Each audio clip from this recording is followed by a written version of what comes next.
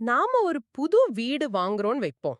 சாவி கைக்கு வந்ததும் ம், ஒரு முழுமையான பாதுகாப்பு உணர்வு வரும். கரெக்ட்டா? ஆமா, கண்டிப்பா ஒரு நிம்மதி இருக்கும். ஆனா அந்த வீட்ட கட்டினவர் ரகசியமா ஒரு மாஸ்டர் சாவிய தன்னிடம் வச்சுக்கிட்டு எப்ப வேணாலும் உங்க வீட்டுக்குள்ள நுழைஞ்சா எப்படி இருக்கும்? ஓ! அது ரொம்ப பயமான ஒரு நிலைமையாச்சே! எக்ஸாக்ட்லி. இந்த பயம் தான் கிரிப்டோ உலகத்திலயும் இருக்கு. இன்னைக்கு இந்த டீப் டைவ்ல நாம என்ன பார்க்க போறோம்னா, பாலிகான் ஸ்கேன்ல இந்த ரினவுன்ஸ்ட் ஓனர்ஷிப், அதாவது உரிமை முழுமையா துறக்கப்பட்டது அப்படிங்கறத நாமே எப்படி செக் பண்றதுன்னு தான். எல்ஃபிஎன்எஸ் டோக்கன் தரவுகள வச்சு இத சுவாரஸ்யமா அலச போறோம். ம். அதாவது இந்த ஓனர்ஷிப் செக் பண்றதுக்கு முன்னாடி, பிளாக் செயின்ல நாம எத பார்க்குறோம்னு தெளிவா புரிஞ்சுக்கணும். ஆமா, அது ரொம்ப முக்கியம். முதலீட்டாளர்கள் என்ன பார்க்கணும்? இப்போ நீங்க பாலிகான் ஸ்கேன்ல ஒரு முகவரிய தேடும்போது, அதுக்கு பக்கத்துல ஒரு ஃபைல் ஐகான் இருந்தா அது ஒரு ஸ்மார்ட் கான்ட்ராக்ட். அப்புறம் அதுல மேட்டிக் பேலன்ஸ், அதாவது கேஷ் கட்டணத்துக்கான இருப்பு 0வா இருக்கணும். ஓகே, இத கொஞ்சம் பிரிச்சு பாப்போம். ஒரு தனிநபர் அக்கவுண்ட்ல டிரான்சாக்ஷன் பண்ண கண்டிப்பா கேஷ் கட்டணம் தேவைப்படும். அப்போ பேலன்ஸ் ஜீரோவா இருந்தா அது தனிநபர் கணக்கு இல்லன்னு சொல்றீங்க. கரெக்ட்டா? ஆம், கரெக்ட். அது ஒரு தனிநபரோட சொந்த கணக்கு இல்ல அப்படிங்கறத உறுதிப்படுத்துது. இத நாம ஒரு வெண்டிங் மிஷின் மாதிரி எடுத்துக்கலாம்.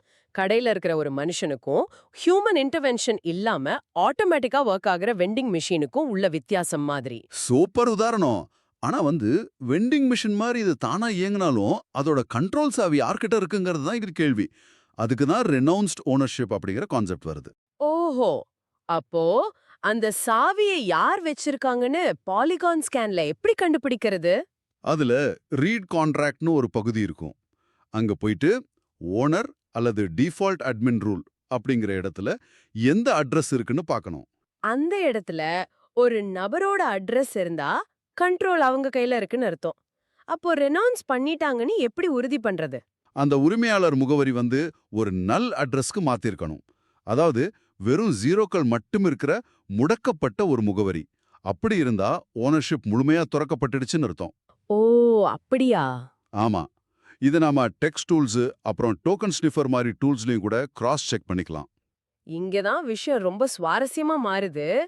இப்போ அந்த கிரியேட்டர் தந்திரமா வேற ஒரு ரகசிய சாவிய ஒரு பேக்டோர் வழியா கிரியேட் பண்ணி பின்னாடி இருந்து இயக்குனா என்ன பண்றது? அ? அது பிளாக் செயின்ல சாத்தியமே இல்ல. இருங்க, நிஜமாவா?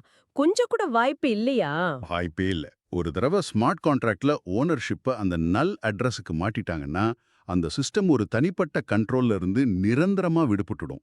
இத அந்த கிரியேட்டராலோ இல்ல வேற யாராலுமோ திரும்ப மாத்த முடியாது. வாவ்! இது முதலீட்டாளர்களுக்கு இவ்ளோ பெரிய பாதுகாப்ப குடுக்குதா?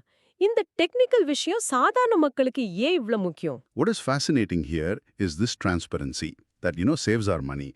ஒருவேளை ஓனர்ஷிப் துறக்கப்படலைன்னா என்ன ஆகும்னு யோசிச்சு பாருங்க.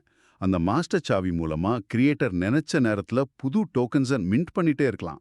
அப்போ சப்ளை அதிகமாயி டோக்கன் வேல்யூ 0 ஆயிடும். ஆமா, அது மட்டும் இல்லாம லிக்விடிட்டி பூல்ல இருக்கிற மொத்த பணத்தையும், உதாரணத்துக்கு டிஏஐ பேலன்ஸை அப்படியே சுருட்டிட்டு போயிட முடியும். உறுதி செய்யுது.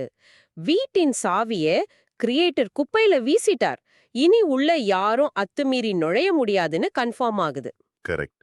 சிஸ்டம் எந்த ஒரு மனுஷனோட கண்ட்ரோலும் இல்லாம வெளிப்படையா செயல்படும் அப்படிங்கிறதுக்கான மிகப்பெரிய டெக்னிக்கல் சான்று இதுதான். சுருக்கமா சொல்லணும்னா, ரெனவுன்ஸ்ட் ஓனர்ஷிப் அப்படிங்கிறது உங்க முதலீட யாரும் கண்ட்ரோல் பண்ணலங்கிற நிம்மதி.